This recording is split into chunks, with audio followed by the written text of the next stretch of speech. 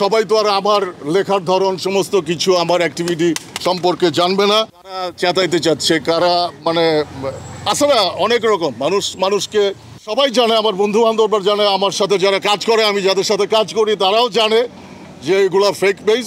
এই সমস্ত পেজ থেকে উস্কানিমূলক পোস্ট দিয়ে, নানান রকম পোস্ট দিয়ে, সরকার প্রধানদের বিরুদ্ধে পোস্ট দিয়ে তাদেরকে মানে আমাকে তাদের এই সমস্ত পোস্ট দিয়ে আমাকে বিব্রত করার চেষ্টা এবং অনেকের কাছে ভুল বোঝার ভিতরে নিয়ে গেছে এই সমস্ত পেজ।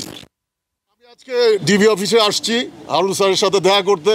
ওনার সাথে দেখা করে এইসব আমি কিছু যে কথাগুলো বলছি যে এই পেজগুলো যারা চালাচ্ছে, যারা আমাকে বিব্রত করতেছে নানানভাবে আমার অডিয়েন্সের কাছে, আমার বা সাধারণ মানুষের কাছে যারা সোশ্যাল নেটওয়ার্কে আছে বা নাই, তো সবাই তো আর আমার লেখার ধরন সমস্ত কিছু আমার অ্যাক্টিভিটি সম্পর্কে জানবে না।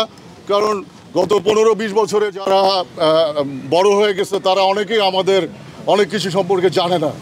সো আমি এখানে আসছি স্যারের কাছে, হারুন সাহেবের কাছে আসছি এইগুলো যারা করতেছে তাদেরকে খুঁজে বের করে দৃষ্টান্তমূলক আইনানুগ ব্যবস্থা নেওয়ার জন্য আসলে এই জন্যই আমি আসছি।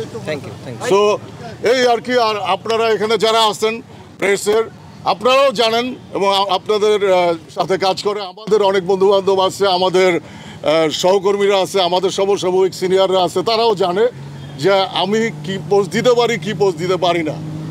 ঠিক আছে, তো ধন্যবাদ সবাইকে এবং সবাইকে বিভ্রান্ত হইতে আবারও না করতেছে যে আপনারা যারা জানেন না, দূর দূরান্তে যারা এখনও ওইভাবে এই টেলিভিশনের মাধ্যমে সোশ্যাল বা অন্যান্য মিডিয়ার মাধ্যমে আপনারা অবগত হইলেন যে এগুলো আমার না।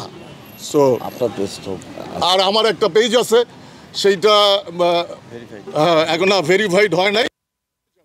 হ্যাঁ, কিন্তু এখন প্রবলেম হচ্ছে যে ভেরিফাইড হইলেও তো এখন ফেক পেজ যে হারে বা নানান জনের তো কোনো মানে নাই, এখানে কোনো তো মানে কি বলে কোনো মানে কন্ট্রোল নাই।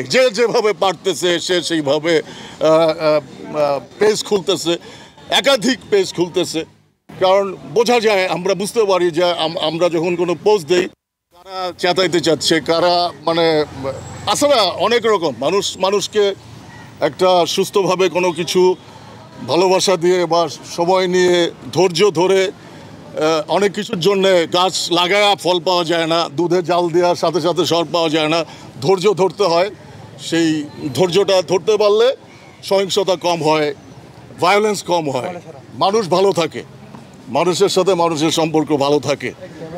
যাই হোক, ঠিক আছে, এই পর্যন্তই আর কি।